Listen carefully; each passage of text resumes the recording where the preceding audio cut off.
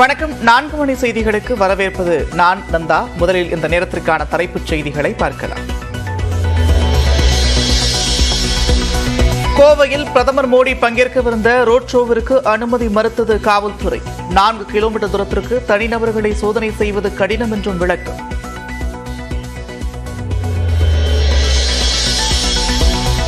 பிரதமர் மோடியின் சாலை பேரணிக்கு அனுமதி மறுத்ததை எதிர்த்து சென்னை உயர்நீதிமன்றத்தில் பாஜக வழக்கு.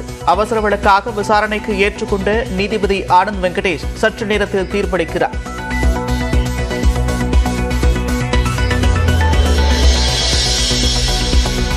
தேர்தல் புறக்கணிப்பு என்று வெளியாகும் விஷம பிரச்சாரங்களை யாரும் நம்ப வேண்டாம். தொண்டர்களுக்கு ஓபிஎஸ் எச்சரிக்கை. பாஜகவுடன் கூட்டணி அமைத்து கட்டாயம் போட்டியிடுவோம் என்றும் திட்டவட்டம்.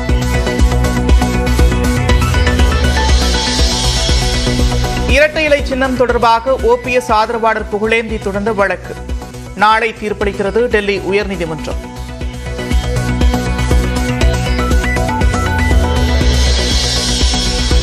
லஞ்சம் பெற்றதாக தொடரப்பட்ட வழக்கில் அமலாக்கத்துறை அதிகாரி அங்கித் திவாரிக்கு மீண்டும் ஜாமீன் மறுப்பு.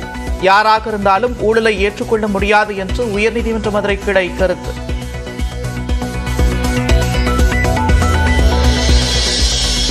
மக்களவை தேர்தல் தேதி நாளை பிற்பகல் 3 மணிக்கு வெளியாகிறது. டெல்லியில் நடக்கும் செய்தியாளர் சந்திப்பில் அறிவிக்கிறார் தலைமை தேர்தல் ஆணையர் ராஜீவ்குமார்.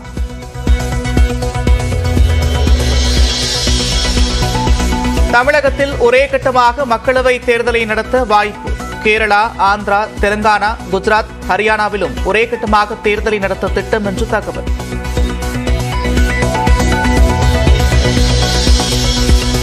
கன்னியாகுமரி முதல் காஷ்மீர் வரை பாஜக அலை வீசுவதாக அகஸ்தீஸ்வரம் கூட்டத்தில் பிரதமர் மோடி பெருமிதம். தமிழ்நாட்டில் திமுக காங்கிரஸ் கூட்டணி மக்களால் துடைத்து எறியப்படும் என்றும் பேச்சு. डीएमके और कांग्रेस के इंडी अलायंस का सारा घमंड तोड़ करके रख देगा. தமிழ்நாட்டிற்கும் தமிழ் பண்பாட்டிற்கும் திமுக எதிரியாக திகழ்வதாக பிரதமர் மோடி விமர்சனம். தமிழர்களின் உயிருடன் இந்தியா கூட்டணி விளையாடுவதாகவும் காட்டும்.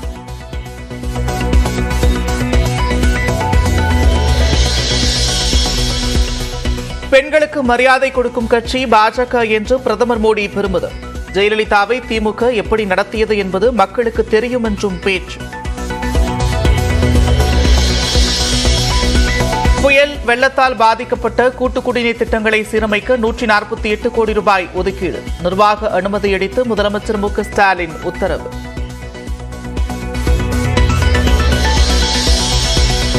காங்கிரஸ் கட்சியின் வங்கிக் கணக்குகள் முடக்கப்பட்டது தொடர்பாக உயர்மட்ட விசாரணை தேவை. பாஜகவின் வங்கிக் கணக்குகளும் முடக்க வேண்டும் என்று காங்கிரஸ் தலைவர் மல்லிகார்ஜுன கார்கே வலியுறுத்தல்.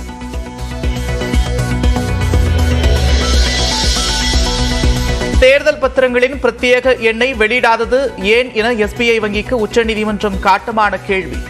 திங்கட்கிழமைக்குள் விளக்கம் தரக்கோரி வங்கிக்கு நோட்டீஸ்.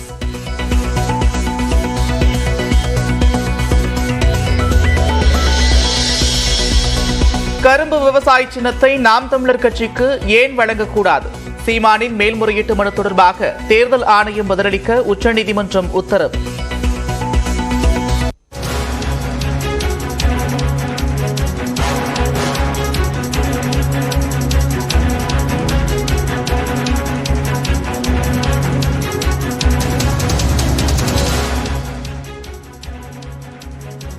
அதிமுக தரப்பிலிருந்து இதுவரை அழைப்பு வராததால் இன்று அதிமுக தேமுதிக பேச்சுவார்த்தை நடைபெறாது என்ற தகவல் வெளியாகியிருக்கிறது. அண்மை செய்தியாக பார்க்கிறோம். இது தொடர்பான கூடுதல் விவரங்களோடு செய்தியாளர் செல்வகுமார் இணைக்கிறார். செல்வகுமார், விவரங்கள். அதிமுகவுடன் தேமுதிக 2 கட்ட பேச்சுவார்த்தைகளை நடத்தி முடித்திருக்கக்கூடிய சூழ்நிலையில் இன்று 3ஆம் கட்ட பேச்சுவார்த்தை மாலை 5 மணிக்கு நடைபெறும் என்று காலையிலேயே தெரிய வந்தது. இது தொடர்பாக 2 நாட்களாக வெளியூர் சென்றிருந்த பிரேமலதா இன்று சென்னை திரும்பியவுடன் கட்சி அலுவலகத்தில் நிர்வாகிகளுடன் ஆலோசனை நடத்தினார். இந்த சூழலில் இன்று பேச்சுவார்த்தை நடைபெறுவதற்கான வாய்ப்பு இல்லை என்று தெரிய வந்திருக்கிறது. இதன் காரணம் என்னவென்றால் அதிமுக தரப்பில் இருந்து இதுவரை அழைப்பு விடுக்கப்படவில்லை, நேரம் ஒதுக்கப்படவில்லை. எனவே 3ஆம் கட்ட பேச்சுவார்த்தை எப்போது முடிவுக்கு வரும் என்ற கேள்வி எழுந்திருக்கிறது. தேமுதிகவை பொறுத்த மட்டில் 4 மக்களவை தொகுதி, 1 மாநிலங்களவை, ராஜ்யசபாவோடு சேர்த்து 5 இடங்கள் வேண்டும் என்பதில் உறுதியாக இருக்கிறார்கள். ஆனால் அதிமுக ராஜ்யசபா கொடுப்பதற்கு இன்னமும் ஒரு முழு சம்மதம் தெரிவிக்கவில்லை. ராஜ்யசபாவுக்கு பதிலாக 4 மக்களவைக்கு பதில் 6 மக்களவை தொகுதி கூடுதலாக 2 இடங்களை தருகிறோம் என்று சொல்லி வருகிறார்கள். ஆனால் ராஜ்யசபா என்பதில் பிரேமலதா உறுதியாக இருப்பதன் காரணமாக அதிமுக அமைதி காத்து வருகிறது. இந்த சூழலில் எத்தனை இடங்களை இவர்கள் தரப்போகிறார்கள் என்று ஒரு தேமுதிக ஆழம் பார்த்து காத்திருக்கக்கூடிய சூழலுக்கு தற்போது இருந்து கொண்டிருக்கிறது.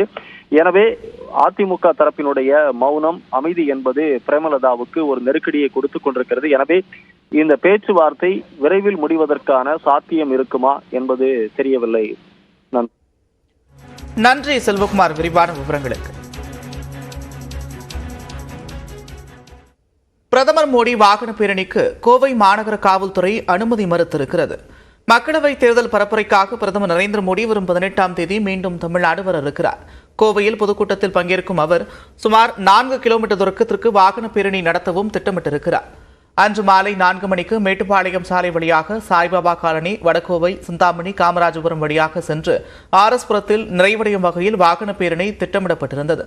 இதற்கான ஏற்பாடுகளை தமிழ்நாடு பாஜக மேற்கொண்டு வரும் நிலையில் பிரதமரின் வாகன பேரணிக்கு கோவை மாநகர காவல்துறை அனுமதி மறுத்திருக்கிறது.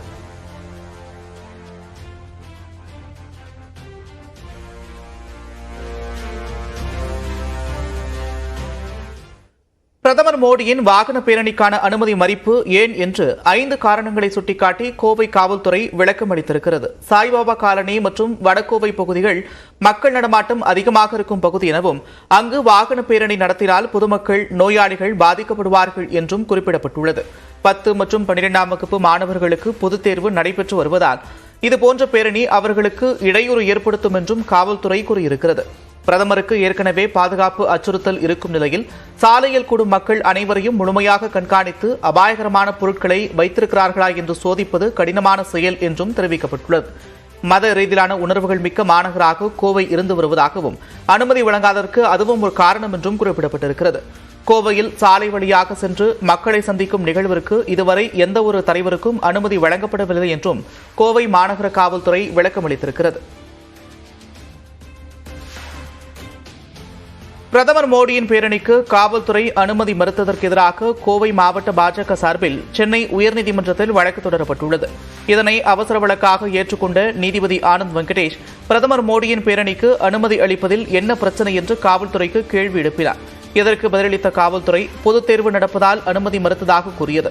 மேலும் கோவையில் எந்த தலைவரும் பேரணி செல்ல அனுமதி அளித்ததில்லை என்றும் காவல்துறை விளக்கம் அளித்தது. இந்த வழக்கில் சற்று நேரத்தில் நீதிபதி ஆனந்த் வெங்கடேஷ் தீர்ப்பளிக்கிறார்.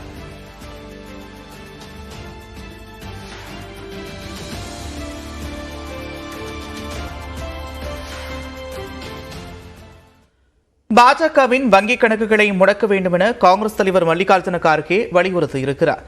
பெங்களூருவில் செய்தியாளர்களிடம் பேசிய கார்கே தேர்தல் பத்திரங்கள் விவகாரத்தில் பாஜகவின் கொள்ளை அம்பலமாகிவிட்டதாக விமர்சித்திருக்கிறார். ஆனால் காங்கிரஸ் கட்சிக்கு மக்கள் அளித்த நிதியை பாஜக அரசு முடக்கியிருப்பதாக சாடிய அவர் வருமான வரித்துறையை ஏவி காங்கிரஸ் கட்சியின் வங்கிக் கணக்கை பாஜக முடக்கியிருப்பதாக குற்றம் சாட்டியிருக்கிறார்.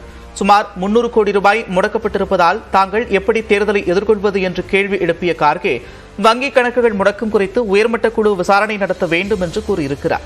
நிதியை முடக்கியதால் மக்களவைத் தேர்தலில் சம வாய்ப்பு தடுக்கப்பட்டிருப்பதாகவும் உண்மை வெளிவரும் வரை பாஜகவின் வங்கிக் கணக்கையும் முடக்க வேண்டும் என்றும் காங்கிரஸ் தலைவர் மல்லிகார்ஜுன கார்கே வலியுறுத்தியுள்ளார்.